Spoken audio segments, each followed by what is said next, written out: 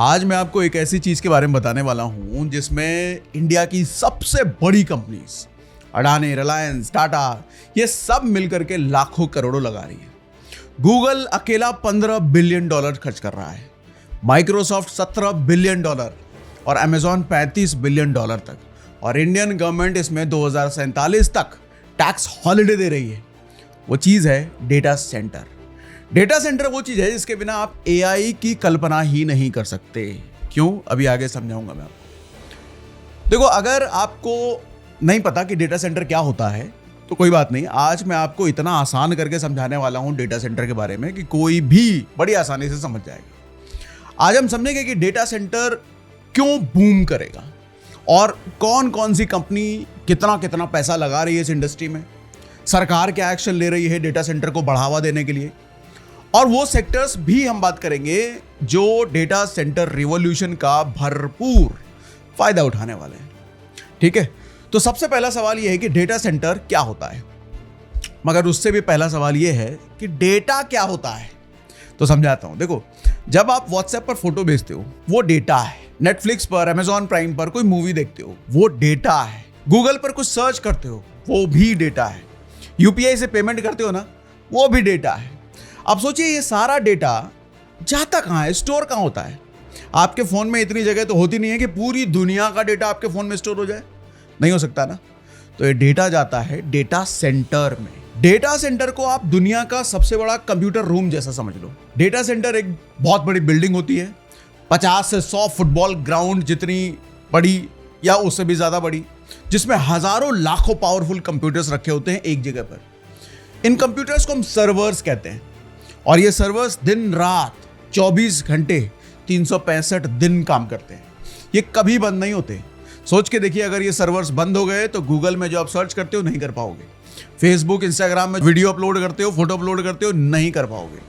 मतलब इंटरनेट थम जाएगा अगर ये डेटा सेंटर कुछ मिनट के लिए भी बंद हुए तो। अब इतने कंप्यूटर्स एक जगह चलेंगे तो क्या होगा? बहुत ज्यादा गर्मी होगी। इसलिए इन डेटा सेंटर्स में बहुत पावरफुल एसी लगे होते हैं, आपके घर के एसी से 100 गुना ज्यादा ताकतवर। और कुछ डेटा सेंटर में तो पानी से कूलिंग भी होती है, कुछ में स्पेशल लिक्विड भी लगाया जाता है कूलिंग के लिए। और बिजली, डेटा सेंटर में इतनी बिजली लगती है जितनी एक पूरे शहर में लगती है। इसलिए बैकअप जनरेटर भी रखे जाते हैं, अगर लाइट चली गई तो सर्वर बंद नहीं होना चाहिए। और सिक्योरिटी, बैंक से भी ज्यादा यहां सिक्योरिटी होती है। बायोमेट्रिक लॉक लगे होते हैं, सीसीटीवी, फायर प्रोटेक्शन, सब कुछ वर्ल्ड क्लास होना चाहिए डेटा सेंटर में। अब ये डेटा सेंटर रियल लाइफ में काम कैसे करता है ये समझाता हूं। मान लीजिए आपने गूगल पर टाइप किया कि how to make money online. आपकी ये रिक्वेस्ट आपके फोन से निकली, इंटरनेट के जरिए समुद्र के नीचे बिछी केबल से होकर किसी डेटा सेंटर में ये पहुंचेगी और वहां सर्वर से आंसर ढूंढेगी और मिली सेकेंड्स के अंदर वो आंसर आपके फोन में आ जाता है। ये सब इतना तेज होता है कि आपको पता भी नहीं चलता कि आपका डेटा हजारों किलोमीटर दूर गया और वहां से होके वापस आया है। अब ये समझते हैं कि इंडिया में डेटा सेंटर का फ्यूचर क्या है। तो चचा, एक बात जान लीजिए, ये इंडिया का अगला बूम है। जैसे 2000 में आईटी बूम आया था ना, इन्फोसिस, टीसीएस, विप्रो ने इंडिया को दुनिया के मैप पर लाया, वैसे ही अब डेटा सेंटर बूम आ रहा है। यहां पर एक सवाल आता है कि इंडिया क्यों इंपॉर्टेंट है इस डेटा सेंटर बूम में।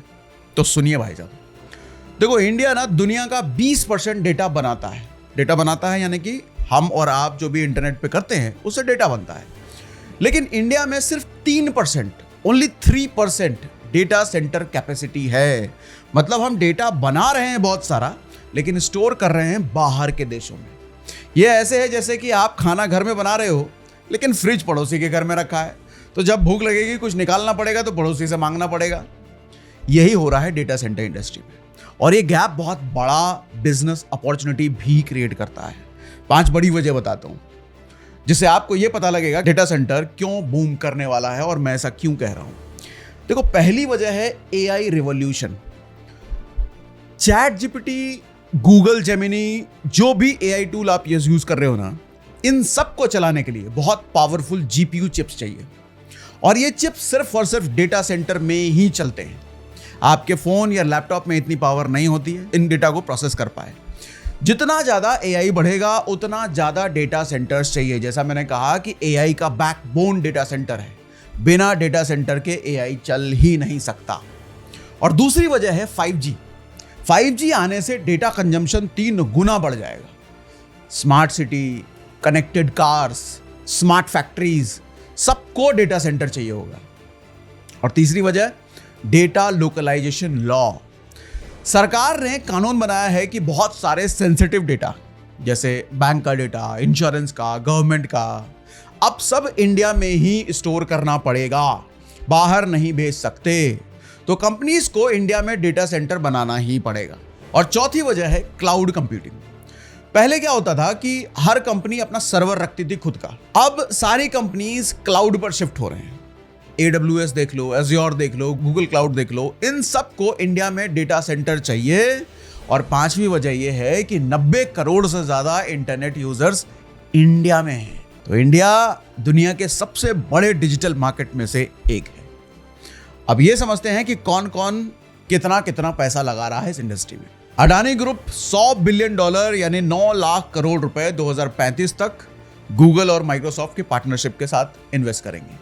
वाइजैक, नोएडा, हैदराबाद में ये सब बनेगा।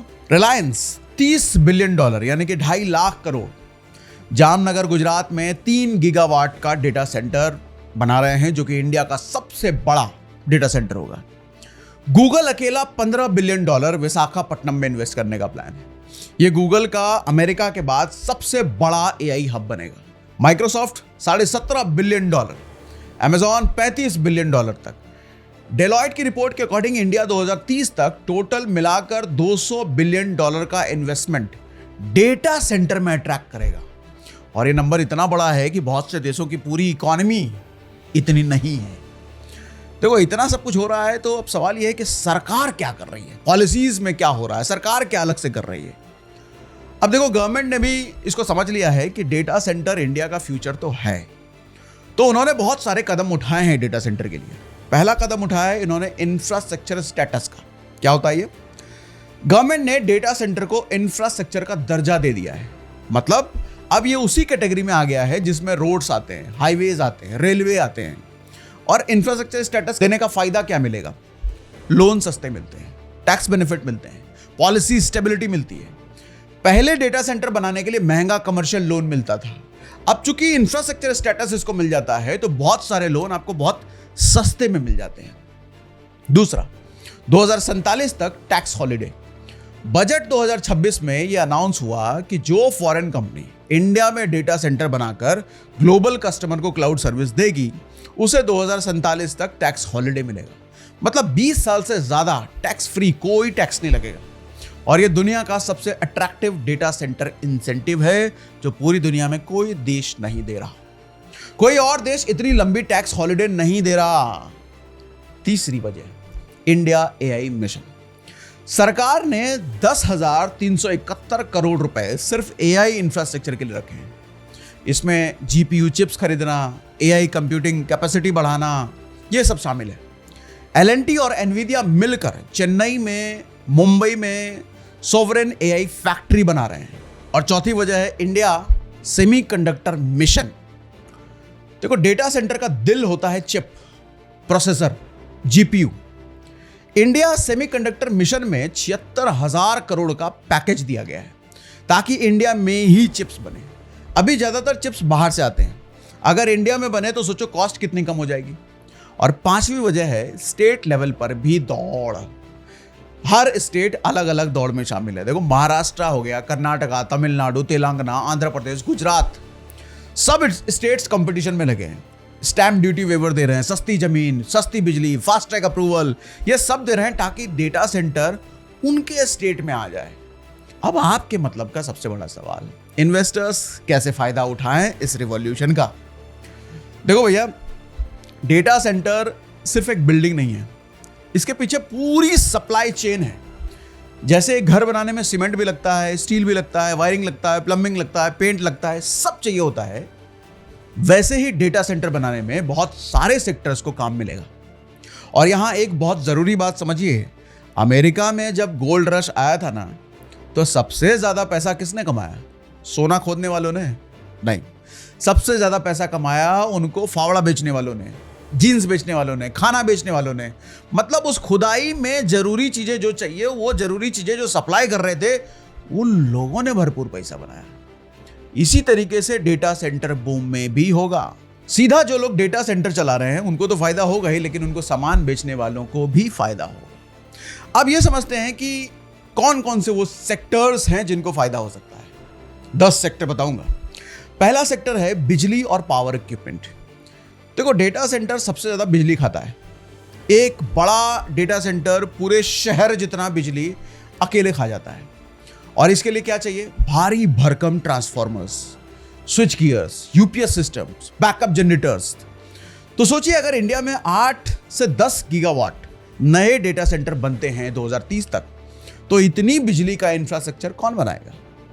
ट्रांसफॉर्मर बनाने वाली कंपनीज, स्विच गियर बनाने वाली कंपनीज, जनरेटर बनाने वाली कंपनीज, इन सबको बहुत बड़े ऑर्डर मिलने वाले हैं।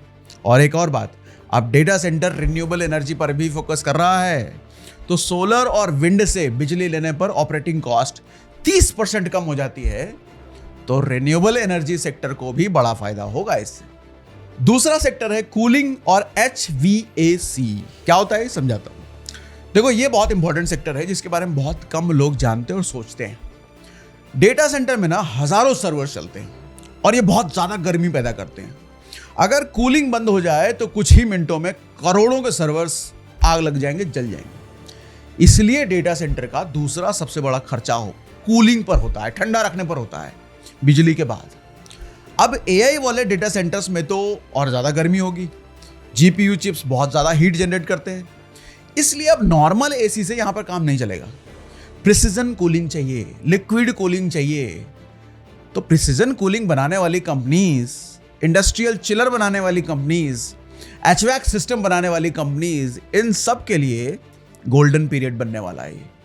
और तीसरा सेक्टर है केबल्स, वायर्स, फाइबर ऑप्टिक्स, इन सेक्टर्स को। देखो, डेटा सेंटर में ना 2 तरह के केबल चाहिए होता है। पहला पावर केबल चाहिए जो बिजली लाते हैं, दूसरा फाइबर ऑप्टिक केबल्स जो कि डेटा ट्रांसफर करते हैं अल्ट्रा फास्ट स्पीड से। इंडिया में वायर्स और केबल की इंडस्ट्री करीब 90,000 करोड़ की है और यह अभी डेटा सेंटर बूम की असली डिमांड आने से पहले का नंबर है। सोचो, जब 8 से 10 गीगावाट के डेटा सेंटर बनेंगे तो लाखों किलोमीटर केबल लगेंगी। पावर केबल बनाने वाली कंपनीज, ऑप्टिकल फाइबर बनाने वाली कंपनीज, स्ट्रक्चर्ड केबलिंग करने वाली कंपनीज, ये सब इस बूम के सबसे बड़े बेनिफिशरीज होंगे। चौथा सेक्टर है IT, हार्डवेयर और सर्वर्स का। देखो, डेटा सेंटर का दिल होता है सर्वर। अभी ज्यादातर सर्वर्स बाहर से इंपोर्ट होते हैं, लेकिन मेक इन इंडिया पुश की वजह से अब इंडिया में भी कंपनी सर्वर असेंबल कर रही है, मैन्युफैक्चरिंग कर रही है। High performance computing servers, liquid cooled GPU clusters, ये सब इंडिया में बनना शुरू हो रहा है। जो कंपनीज इंडिया में सर्वर और कंप्यूटिंग हार्डवेयर बना रही है, उनके लिए ये बहुत बड़ा मार्केट खुल रहा है।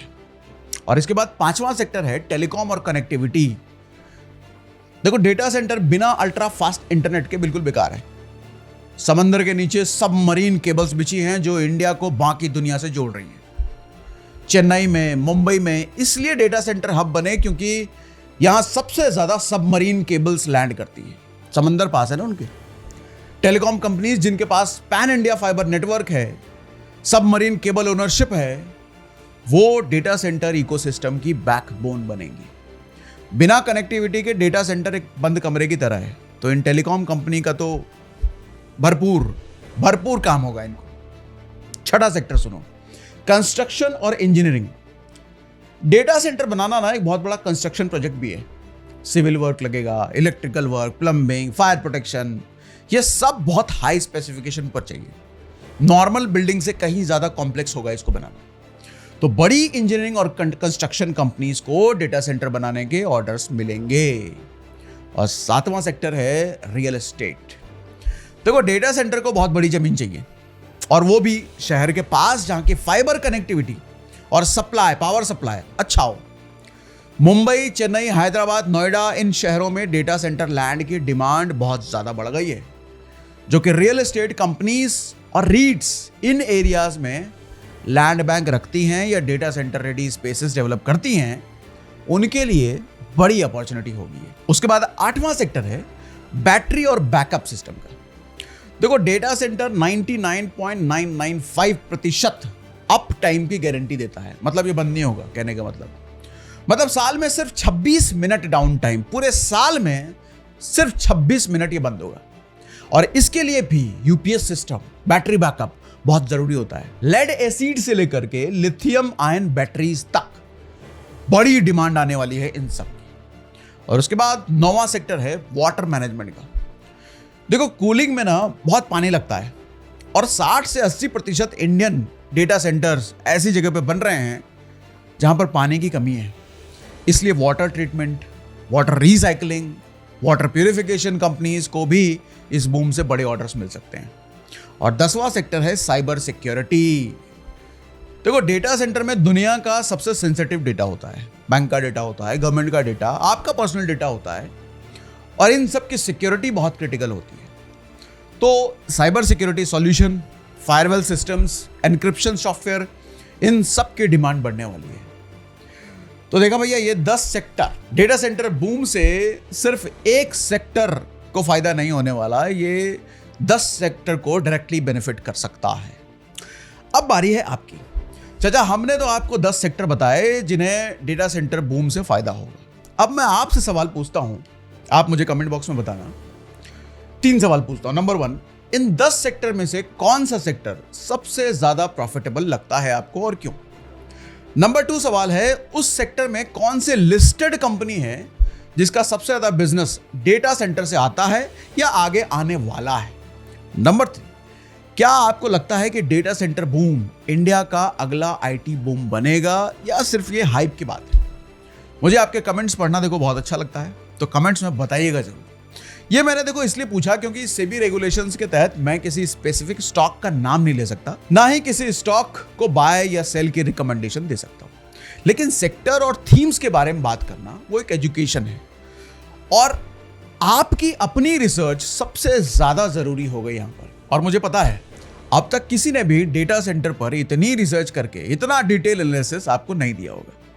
तो आपको भी अगर ऐसा लगता है तो कमेंट बॉक्स में लिख के जरूर बताना कि आप जैसा कोई बताता नहीं है सर, जैसा आप हमेशा लिखते रहते हो और मैं पढ़ता भी रहता हूँ। देखो, रिप्लाई भले ना कर पाऊँ लेकिन मैं पढ़ता आपके हर एक कमेंट हूँ। और हाँ, फिलहाल मैं सेमीकंडक्टर इंडस्ट्री पर रिसर्च कर रहा हूँ, जल्द ही उस पर भी वीडियो लेकर के आने वाला हूँ।